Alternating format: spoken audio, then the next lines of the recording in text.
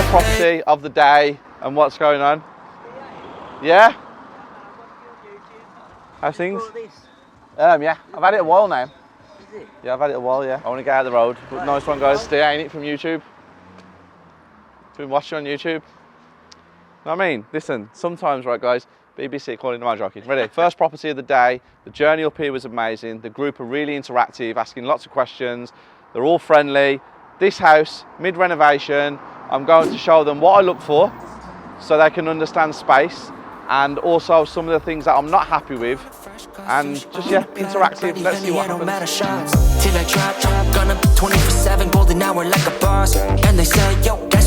I don't like the colours of the kitchen, but when it's finished, it will look amazing. Flat A, flat B, flat C, flat D, flat E, flat F. If you know anything about electric, if you don't know, 3-phase was fitted. They all have their own individual power supplies. They're all topped up individually as well.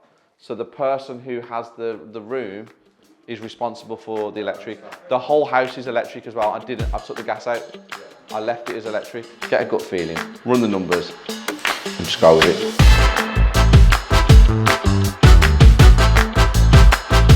It's not just all about the education. You've got to understand people. You need to know who's who. You've got to be able to walk into a room and figure shit out. You've got to be able to see who is actually on your side and who's not on your side. And if someone's not on your side, you just got to figure out how to use them to your advantage. You don't have to have an argument with them or be nasty. You've just got to understand that that's their mentality, so I need to work with it. And property development, property investing, any strategy you use, it's all down to one thing: people skills. Second house, all about extensions, planning permission, what needs to be done, what we look for, how we use a comparable on the street to get the end value of this one.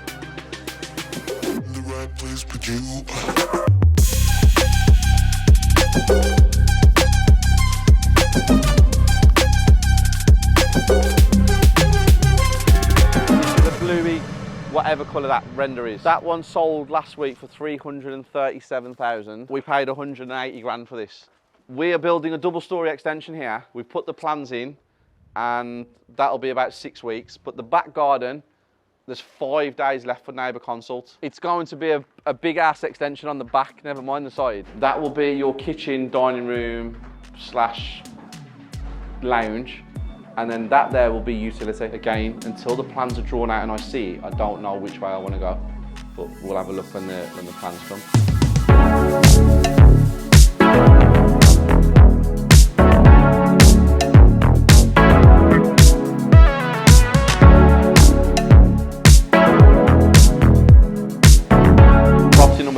And this one, I have given them a conversation about problems with neighbours, because we have had problems with neighbours in this one, how to resolve it, how to be nice, how to be kind.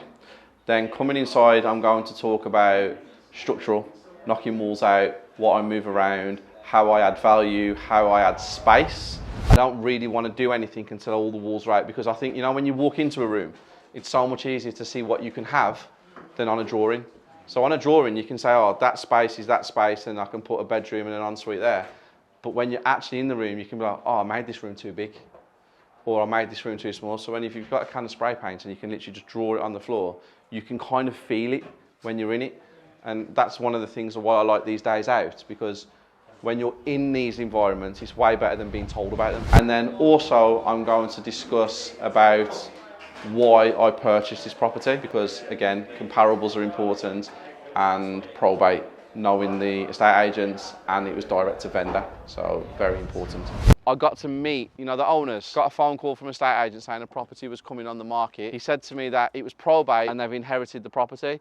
So, common sense, guys, what would you do if you hear that the people who have just inherited a house, you go and meet them instantly, as fast as you can.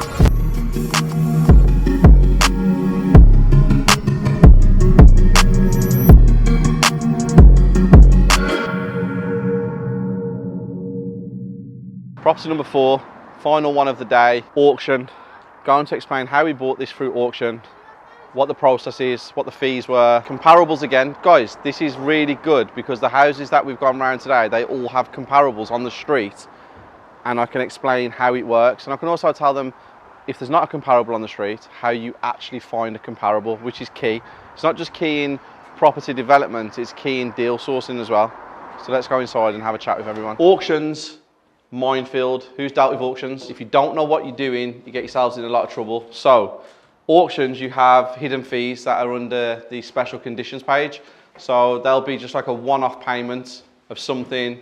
Then there'll be solicitors' fees, there'll be additional fees, add-on fees. So if you are looking at buying in auction, make sure you read the legal pack. Comparables for this were dead easy as well, because they're all on the street, guys. You can all see it. Just sold it for 505,000.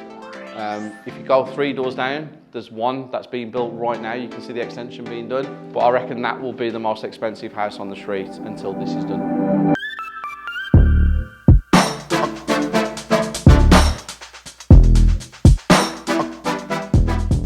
Back to the office, question and answer, ending the day, giving everybody the correct information.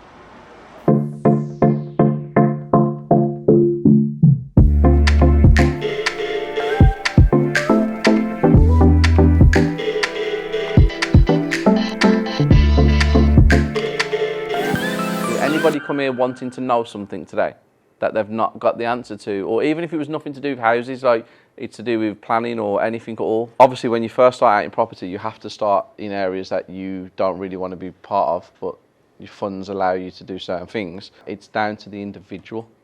Are you willing to drive 200 miles away and sleep in a hotel for 3 days while you assess a bill that's going to come to your house?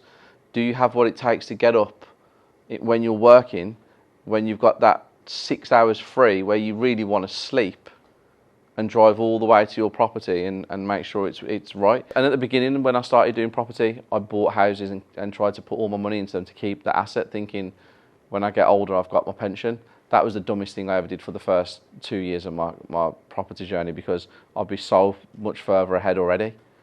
But obviously, everybody has to make mistakes to learn. Good, thank you for coming, guys. Make sure you swap numbers. Everybody works and has a conversation and meets up. All done, over, end of the day, everyone got what they wanted. I love these days. If you guys want to come on a TPC tour, you know what to do, down below, fill it in, we'll be in contact with you, because we haven't announced any other dates, but we will be doing these more regular.